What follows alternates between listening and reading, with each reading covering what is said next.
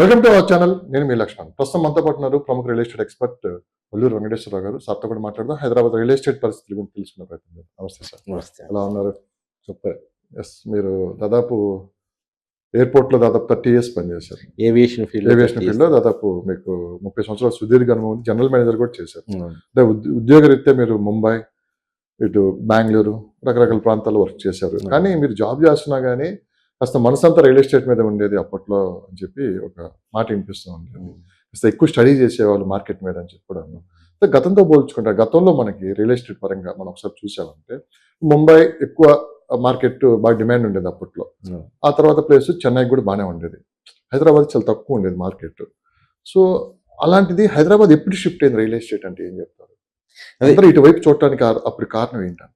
కారణం ఏంటంటే ఒక్క మాటలో చెప్పాలంటే అప్పుడు కొన్ని initiative taken by the Chandrababu Naidu గారు 1995 కాడి నుంచి. యాక్చువల్గా 1995 కాడి నుంచి అప్పుడు హైటెక్ సిటీ ఫార్మేషన్ కానీ సమ్ ప్లానింగ్ స్టార్టెడ్ అన్నమాట. ప్లానింగ్ అప్పుడు స్టార్ట్ అయింది. దానివల్ల ఏంటంటే యాక్చువల్గా ఒకప్పుడు హైదరాబాద్ అంటే only Banjara hills, Jubilee hills, Secunderabad అనేది అదే మెయిన్ ఉండేది సిటీ అనేది.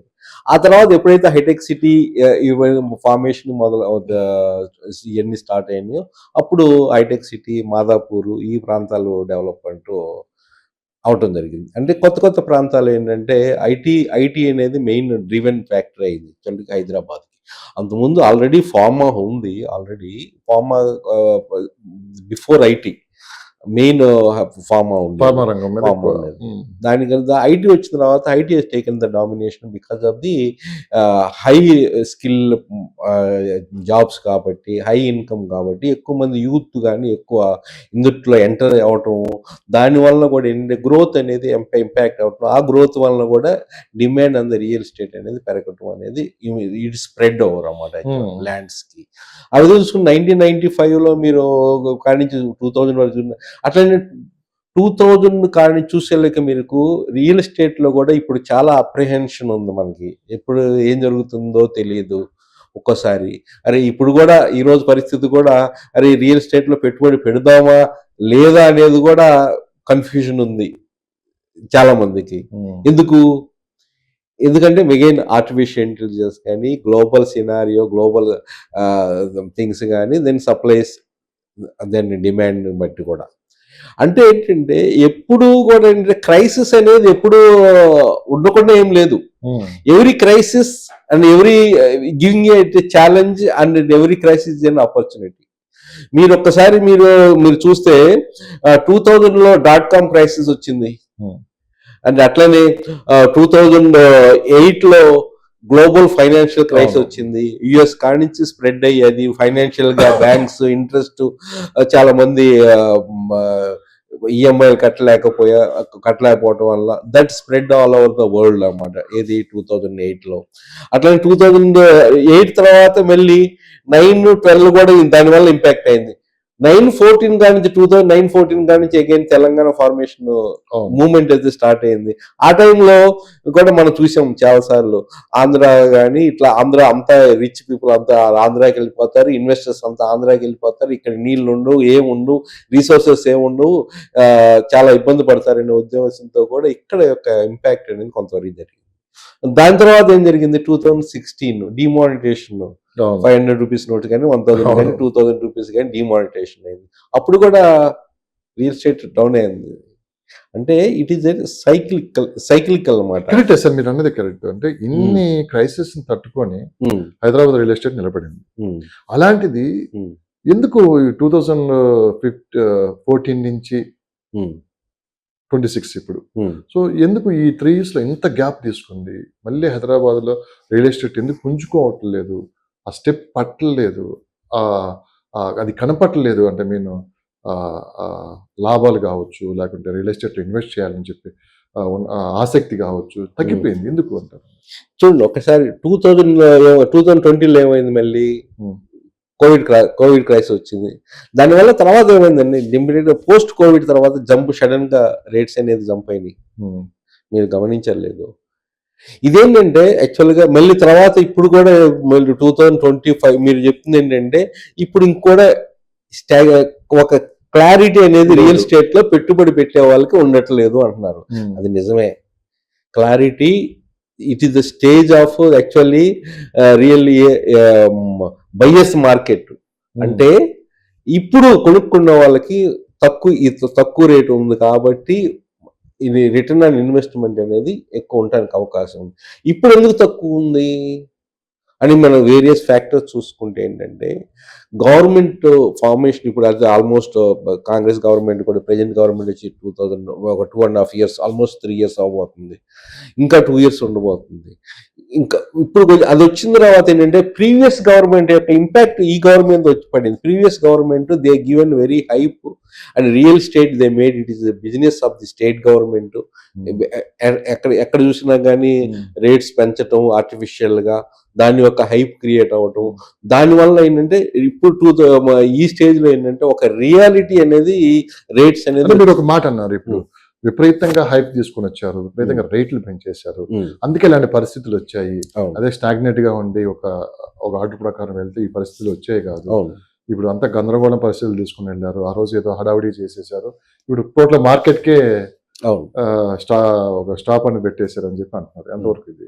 అది కరెక్ట్ అండి, చెప్తారు కదా. అది ఇప్పుడు ఏంటి ఈ స్టేజ్ లో ఏంటంటే it has become to the reality again. It has become some hype ఉందా అని ఒక్కోసారి అనిపిస్తుంది. ఎందుకంటే రీసెంట్ గా మనకి రాయదుర్గంలో జరిగిన ఆక్షన్ లో, గవర్నమెంట్ ల్యాండ్ ఆక్షన్ లో it has given record rate of 237 crores 1 acre knowledge city దగ్గర.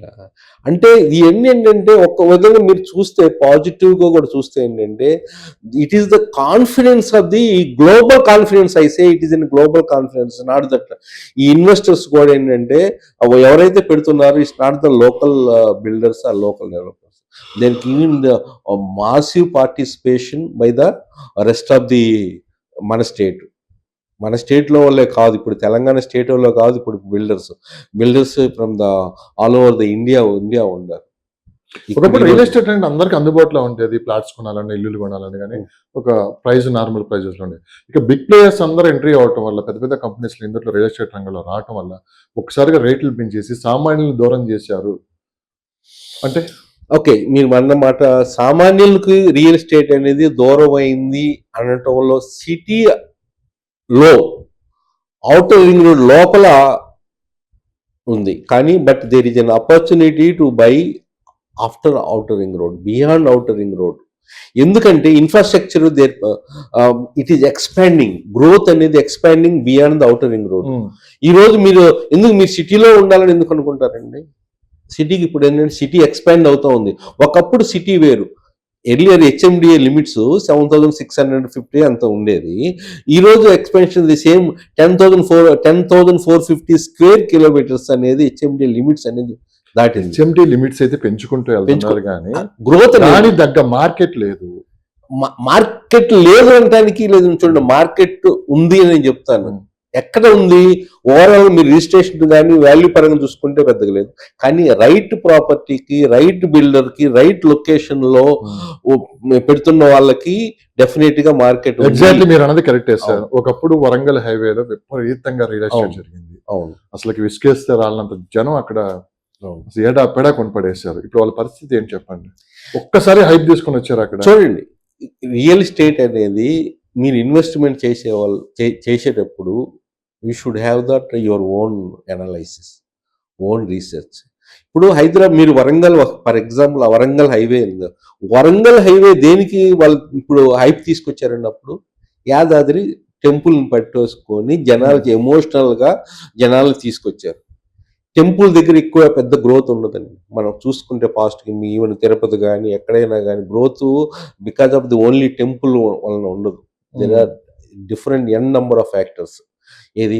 Because of this infrastructure development industries ఎక్కడ వస్తున్నాయి, ఇండస్ట్రీకి తగిన సదుపాయాలు ఎక్కడున్నాయి, వాటికి అనుగుణమైన ప్రదేశాల్లోనే కంపెనీస్ వస్తాయి. ఎప్పుడైతే కంపెనీస్ వస్తాయో అక్కడ ఎంప్లాయ్మెంట్ జనరేషన్ అవుతుంది, అక్కడ డిమాండ్ అనేది రియల్ ఎస్టేట్ ల్యాండ్ మీద పెరుగుతుంది, అక్కడ రియల్ ఎస్టేట్ అనేది జరుగుతుంది. ఇంకోటి ఏంటంటే గవర్నమెంట్ ఫోకస్ కూడా ఉండాలి. ఇప్పుడు ఎక్కడైనా మన ఇన్వెస్ట్మెంట్ ఇవన్నీ నేను ఎందుకు చెప్తున్నానంటే ఒక స్మాల్, ఇప్పుడు నేను చెప్తాను ఫర్ ఎగ్జాంపుల్ చెప్తాను ఫ్యూచర్ సిటీ సైడ్ వైపు మీరు వెళ్ళి ఈ రోజు ఇన్వెస్ట్మెంట్ చేయండి, నెక్స్ట్ 10 years లో ట్రిపుల్ అవ్వకపోతే నన్ను అడగండి, నేను చెప్తాను. You counter anything, it will be until unless something drastic happens all over the globe, all over the India, that is different.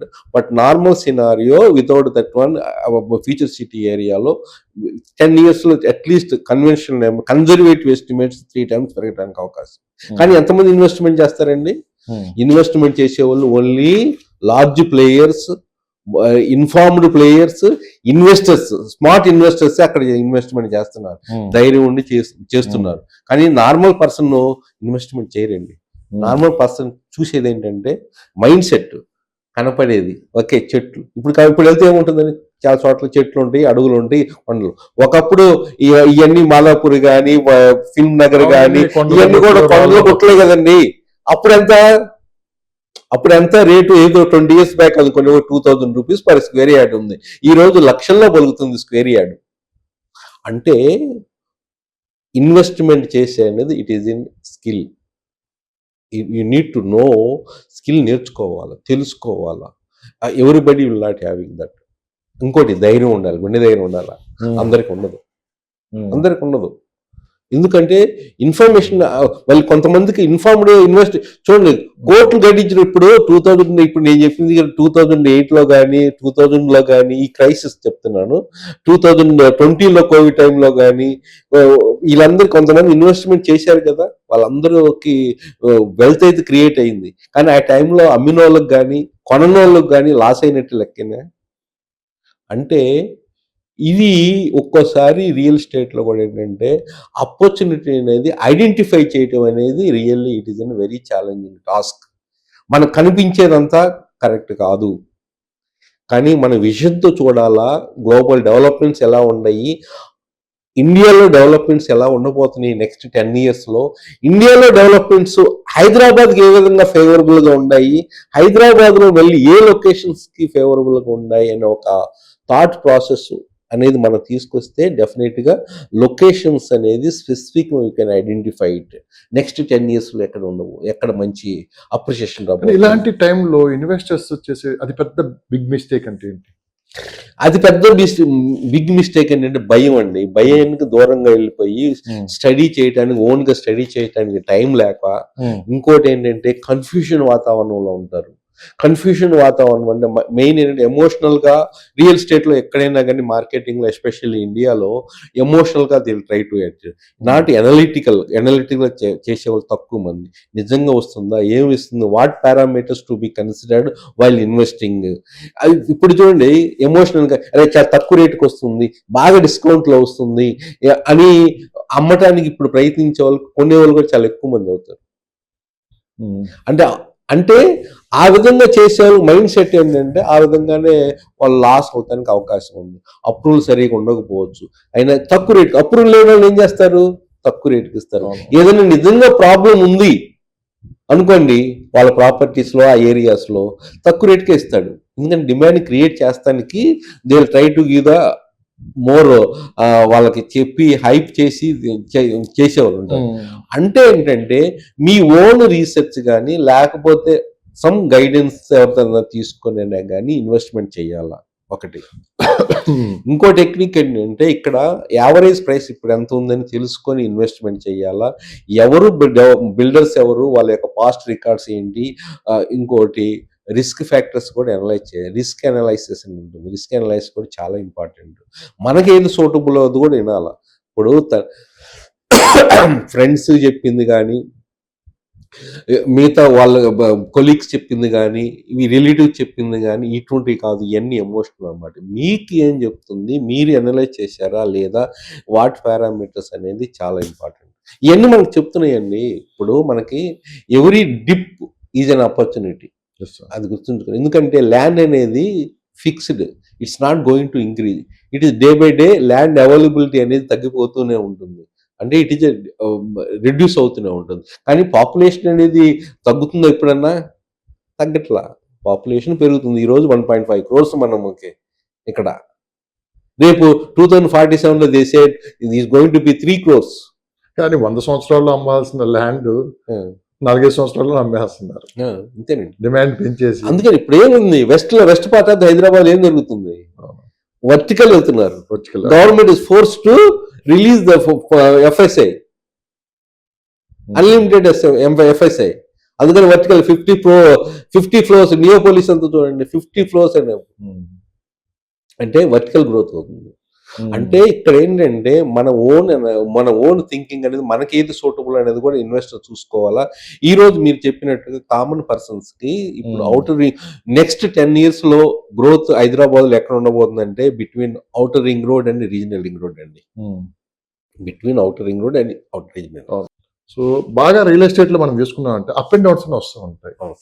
ఈ అప్ అండ్ డౌన్స్ అసలు ఎందుకు వస్తూ ఉంటాయి సార్? బేసిక్ ఎక్కడ ఎందుకు వస్తాయండి?